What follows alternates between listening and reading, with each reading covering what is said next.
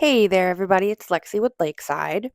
Here we are in February of 2025, still completing Hurricane Helene restoration projects.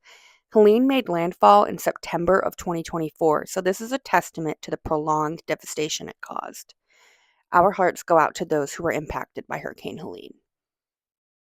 This stunning 30-acre farm called us in to restore two important roadways on their land that were washed away by Hurricane Helene, leaving them messy with red clay and too slick for heavy trucks and equipment.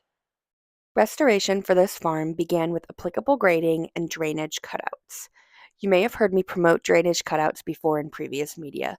They are one of our favorite solutions to excess water because they take out two birds with one stone. They are beautiful while accomplishing a goal. Okay, since we landed on this image, I'm going to use this portion of the project to demonstrate what we did. On the left of the roadway, you can see a deep trench. Up above all of this, we placed one of our famous cut-ins. It's kind of hard to tell from this picture, but try to notice the downward slope of this land, as it is important to this particular scenario. Once completed, this cut-in works in conjunction with the trench below, accommodating excess water while maintaining the integrity of the roadway. It works by tunneling water underneath and along the roadway. Water enters from here, travels down and to the side, where it hugs the roadway in the trench that we created, all the way down to where it no longer poses a threat to the roadway.